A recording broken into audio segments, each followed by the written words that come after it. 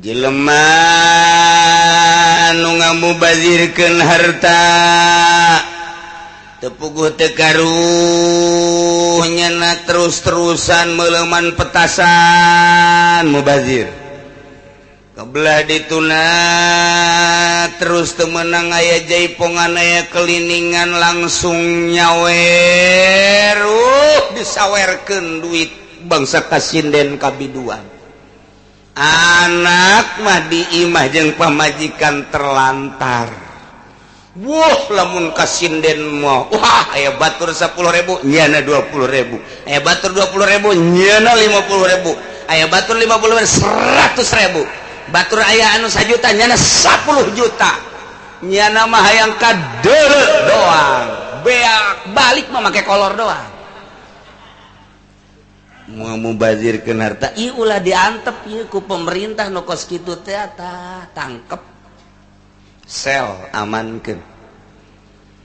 lantaran teu puguh ieu ngagunakeun hartana ai masjid diliwat-liwat ai sinden bau pohara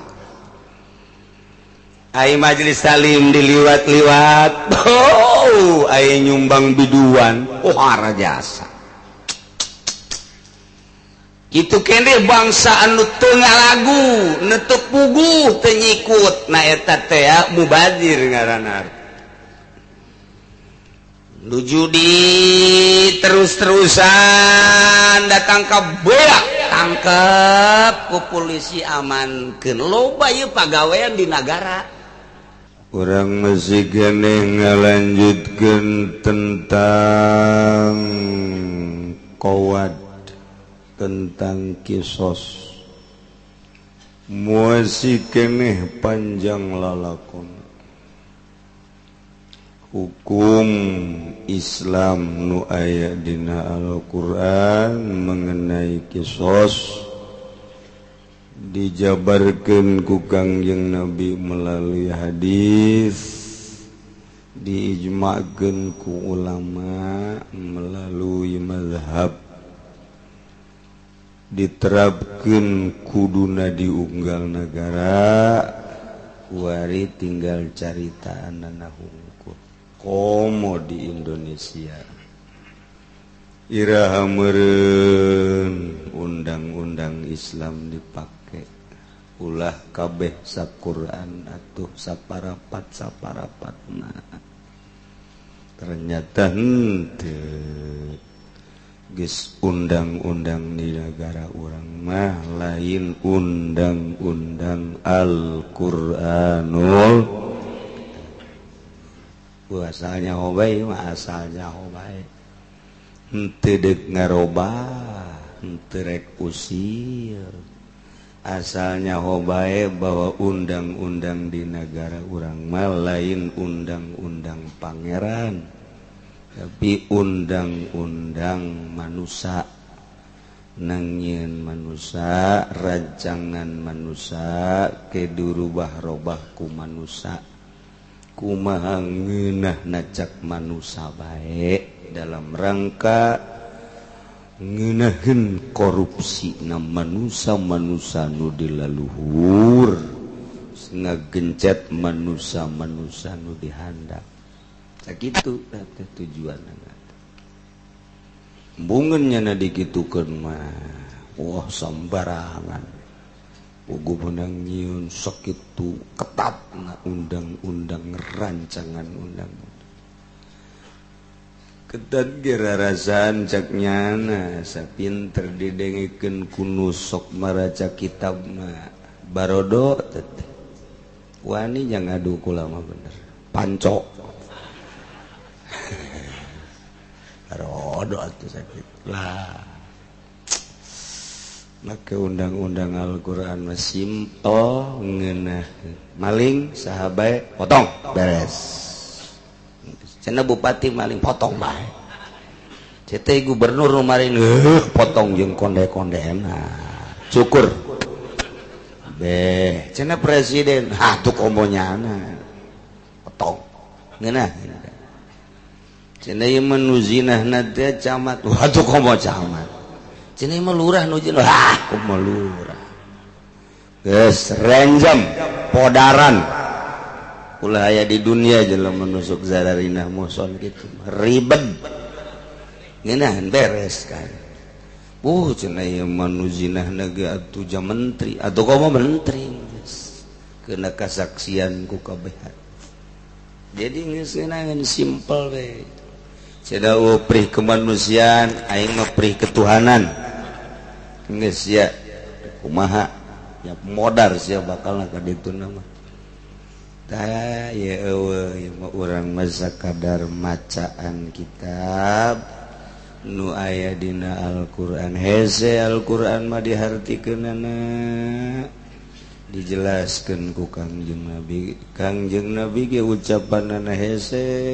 dijelaskeun ku para ulama buatan ulama ge hese dibacana teu mondok mah pagon hese bae teu masantren mah bacaan kitab teh hese beda jeung koran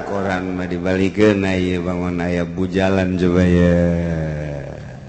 aki-aki ge cenghar barang nelepos kota waduh anak gadis umur 7 tahun digagahi oleh kakeknya nah sia aki-aki ge maca kitu nanaonan sih katanya eta koran mah geus kitu tapi kitab mah ieu geus hese dibacana mantak ancang-ancang heula rek maca kitab mah datangna rada isuk keneh abeh kaburu ngawudu ngopi abeh seger horeng tunduh juga teh bakal seger antek cek Imam Ghazali dua macem jelema urusan awak lamun dek digawe sebeuhan betul dek ka pabrik, dek ka kantor, dek ngaragaji komo terkenal dahar tukang ragaji 7 tikeleun nu biasa terkenal nu terkenal sebab nu diperlukan tenaga tapi lamun dek ibadah coba-coba beteung disebeuhan moal bisa kajen kumaha ge kiai nama ngadahar buras paling ge sapotong dek ngaji mustame nama 5 tunduk ta beda cek Imam Ghazali dek ibadah ka Allah jeung dek digawe lain deui sebab ibadah memakai ruhani tadi kurang dek ngaji ulah sebeuh teuing ulah lapar teuing sedang baik dek datang ke jam sabaraha kiai ngajina biasa jam 10 oh berarti sapiring mentrung ya sedang ya ya Allah ya Karim iza jelema anu muflis jelema muflis teh jelema anu beakeun hartana dipake babayar kandas kabeh atawa beak hartana dipake berbagai urusan muflis ngaran ta lamun diantepkeun bae ku pamarentah jelema nu kos kitu bakal ngabahayakeun hiji keluarga bakal terlantar nomor kedua bakal ngembet ka dulur-dulurna sawah nu nyanang geus dijual pake amburadul mobil geus dijual tinggal imah doang sedangkan tuntutan-tuntutanana loba mun diantepkeun ieu bakal anak pemajikan terlantar bahkan geus aya sababaraha dulur-dulurna anu milu peduli ternyata nyana mah kitu bae. Jadi disebut nepoto aya teter geus teu bogana naon. Amankeun ku pemerintah jelema nu kos kieu. Jelema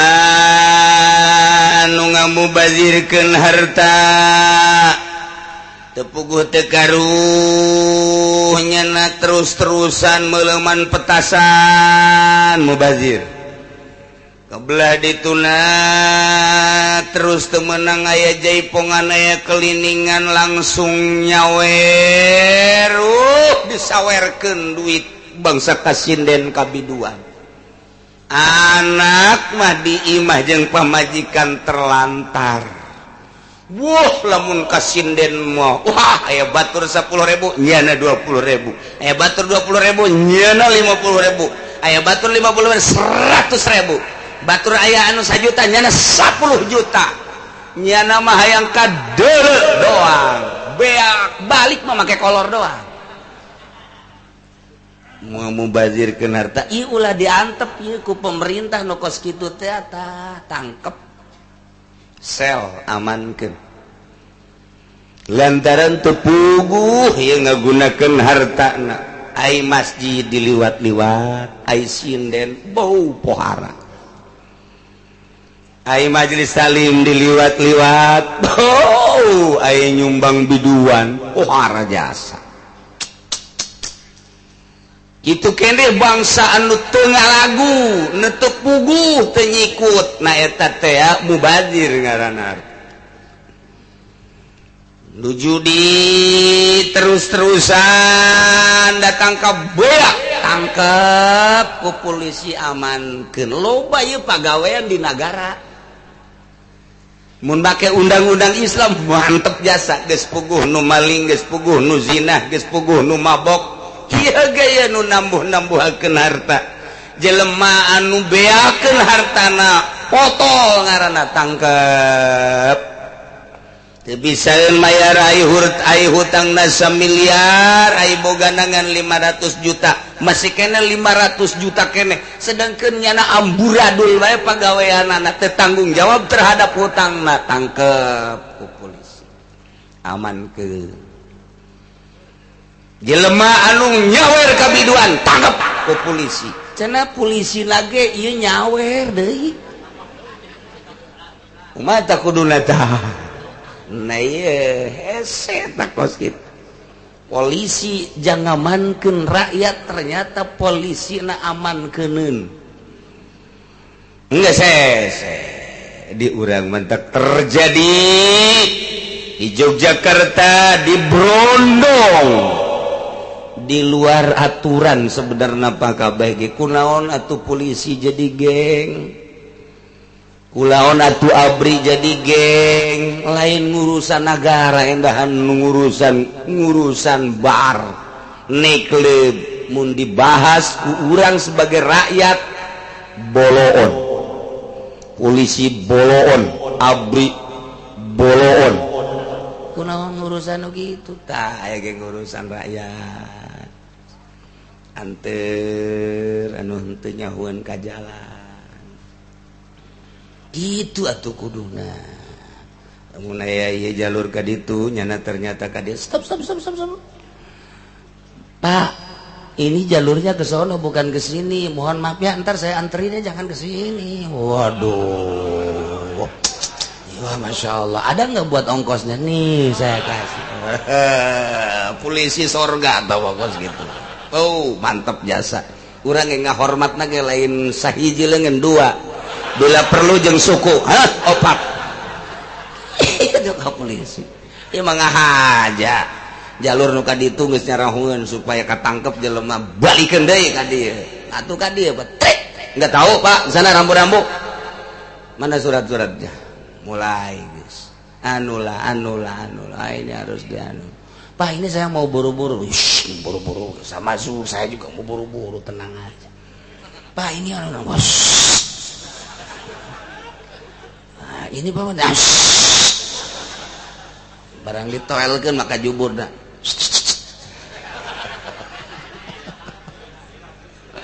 Eta polisi di Lampung. Masya Allah, kayaknya pengamanan negara ternyata kudu diamankan. Pertahanan luar negeri ternyata kos karari itu. Ye Kizaid teh jelema nu ditangkep ku polisi lantaran jelema pakandas potol. Warinya boga laku ngabunuh. Pancek tadi jelema ngabunuh teh dua macem. Hiji bunuh deui isos ngaranna. Bisa nego jeung keluarga pihak anu dibunuh ieu bayar diat. Kumaha lamun kuari dinego jelema nu geus kandas teu bogaeun banda eueuh jang mayarna boro-boro jang mayar jang dahar keluargana ge hese kuari dinego gas cak keluarga pihak teraniaya terbunuh geus teu kudu dibunuh deui maning bayar diat bae 100 onta. Eta buku boro-boro mayar 100 onta nyanana ge ditangkap ku polisi lantaran teu bisa mayar hutang kanu sejen walaisa limahjuri palasin teu meunang ka jelema nu dihijru diamankeun ditangkap ku lantaran potol ieu afwan dihampuratina kisos an malin nyana kudu mayar make harta ulah in aujabna ahadahuma lamun urang ngawajibkeun kana salah sahijina endek qawad atawa endek hartaya nediat sebab nyana mah lain ahli tabarru nu mantak geus teu dimeunangkeun. Wa ila lamun urang teu ngomongkeun teu nyaritakeun teu ngucapkeun berpendapat aujabna ahadahuma andai kata wajibkeun kana kisos pain afala diati sabatat cika mari teh kapan tilu kaol kahiji kaol kadua kaol katilu nurutkeun ceuk kaol anu kadua nu katilu bahwa ieu mah paten kudu diet bae sementara dihampura sabatat berarti geus eueuh naon-naon. Wa inat lago bagama sabagomun kemawali ngaitlakeun tenujukeun kana salah saeji antara diat jeung qawat eta mah pakama sabako sakumaha nu geus diheula bae. Wa in afa alla mala fal mazhabu lamun hampura walina atas lamala fal mazhabu annahu la yajibu syai'un cek mazhab teu wajib naon-naon. Teu kudu ngarti mah teu kudu geus emang hese ieu sana diharti-hartikeun ge. Wal mubaziru jalma nu nambuhakeun harta ngaur-ngaur harta anu teu aya mangpaatna leuleutik kanana model kitu nyeungeut petasan atawa pake ngadulang layangan eta mubazir nu kos kitu judi teu pugu di urang mah teu ilahar di urang mah teu ilahar tapi Bandung, Garut, Tasikmalaya ngadu lang layangan teh jutaan di orangan Garut paling-paling Garut aya nu ngaran Ngadulang Layangan Garut di Jawa Barat Garut nomor kedua aya ngadu kitu naon karangaranna teh nu baruleud teh muncang ngadu muncang jutaan muncang diadukeun di dieu momalnya muncang set ke diteuneun di luhur ke didedetkeun truk mana nu eleh mana nu menang muncangna muncang anu aya keneh batokan geus neangan muncang anu bagus tungtung nama muncang sagarut jelema ka usad-usad ngadu muncang Garut eta kos kitu belah dieuna apa bagus bakiak Garut eta kos kitu emang belon urang Garut na eta jadi di kota teh terang wabehan lalaki awewe kolot budak bakiak beres bakiak ngadu cangklong pa bagus cangklong pa herang cangklong Garut eta jadi budak morana ge cangklong ieu mah lain pipa onam bulet panjang pipa cangklongnya nu ka dieu teh anu bangsa Raja Inggris nu make naga cangklong make laken cangklong mah eta Garut kos karitu watuh ngaranna ge atuh heureuyan aya nu cangklong sok gede batok kalapa geus kararieu bae kitu Garut eta geus kitu geus macem-macem teh kaheureuyan ngadu muncang ngadulang layangan Garut kemudian bangsa petasan eta kos kitu mubazir haram hukumna amankeun ku polisi tangkep teu meunang nu kos kararitu dikembang-kembangkeun lantaran di sisi lain loba fakir miskin anu sore dahar isuk henteu isuk dahar sore henteu kunaon atuh di sisi lain jelema hararese dahar-dahar acan di sisi lain mah jelema heureuyan duit dihambur-hambur diacak-acak kos kitulah lumantak nyieun piributeun negara berkuasa untuk mengamankan ulah aya ketimpangan tagap Masya Allah mantak kebun kula nu jadi presiden beres di mana cenah kieu jadi presiden di kampung kosong mana kampung kosong bu kampung nanti wal mubadziru kasobin jelema kamu plisin jelema nu ngamubadzirkeun harta dina diat hukumna kamu plisin kos jelema nu potol bae geus jana mah kudu dibunuh bae geus teu meunang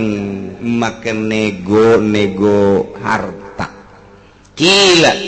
cek sakaul kasobiyin kos budak letik besar wa budak letik kudu diamankeun di mana budak letik mawa harta lantaran moal beres ngagunakeunana mentak yatim teu meunang hartana dibikeun ka yatim kudu dicekel ku walina sebab can mampuheun nya nyekelan harta paling ge sajam 2 jam sampai 2 bea amankeun